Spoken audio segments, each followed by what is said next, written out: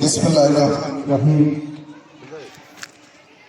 ঐতিহ্যবাহী 4 নম্বর Bidyanandakati union BNP কর্তৃক আয়োজিত দেশনেত্রী বেগম খালেদা জিয়ার এই দোয়া মাহফিলের সম্মানিত সভাপতি, শ্রদ্ধাভাজন প্রধান অতিথি, বিশেষ অতিথি, এই অঞ্চলের মুরব্বী গণ্যমান্য ব্যক্তি, বিএনপির অঙ্গ এবং সহযোগী সংগঠনের সকল পর্যায়ের নেতৃবৃন্দ, সবাইকে আমার প্রাণপ্রিয় সংগঠন বাংলাদেশ জাতীয়তাবাদী দলের পক্ষ থেকে জানাই আসসালামু আলাইকুম ওয়া রাহমাতুল্লাহ। প্রিয় সমাবেশ, দোয়া চেতে দাঁড়িয়েছি এমন একজন ব্যক্তির জন্য যিনি তার জীবনটাই উৎসর্গ করেছেন এই দেশের মা মাটি মানুষের জন্য। দোয়া চেতে দাঁড়িয়েছি এমন একজন মানুষের জন্য যিনি গৃহিণী থেকে দেশনেত্রী থেকে বিশ্ব নেতৃত্বে রূপান্তরিত হয়েছিলেন।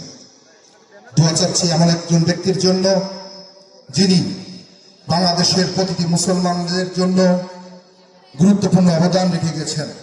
দোয়া চাচ্ছি এমন একজন ব্যক্তির জন্য, সেই দেশনেত্রী বেগম খালেদা জিয়ার জন্য, যিনি নারী শিক্ষার অগ্রসরের জন্য বিনা বেতনে ক্লাস 8 পর্যন্ত ফ্রি ব্যবস্থা করেছিলেন। দোয়া চাচ্ছি সর্বোপরি এমন একজন মানুষের জন্য যিনি দীর্ঘদিন অসুস্থ অবস্থায় কারাবরণ করা সত্ত্বেও দেশের মানুষের কথা চিন্তা করে, দেশের সার্বভৌমত্ব, দেশের স্বাধীনতা অখণ্ডতার কথা চিন্তা করে নিরলস আপোষহীন থেকেছেন। দোয়া চাচ্ছি এমন একজন ব্যক্তির জন্য, আজকের এই অনুষ্ঠানের প্রধান অতিথি সেই দেশনেত্রী বেগম খালেদা জিয়ার দল, বাংলাদেশ জাতীয়তাবাদী দল কর্তৃক মনোনীত 90 যশোর 6 কেশবপুর উপজেলা বিএনপির সফল সভাপতি, ধানের শীষের প্রতীকের কেশবপুরের কান্ডারি আবুল হোসেন আজাদের জন্য। দোয়া চাচ্ছি এমন একজন ব্যক্তির জন্য যিনি ধর্মপ্রাণ মুসলমানদের জন্য বৃহত্তর প্রতিটি ইউনিয়নে একটি করে মসজিদ নির্মাণ করেছেন। দোয়া চাচ্ছি এমন একজন ব্যক্তির জন্য যিনি আমাদের সনাতন ধর্মাবলম্বীদের জন্য তাদের নির্বিঘ্নে ধর্ম পালনের জন্য বিভিন্ন মন্দির এবং গির্জায় সহযোগিতা করেছেন।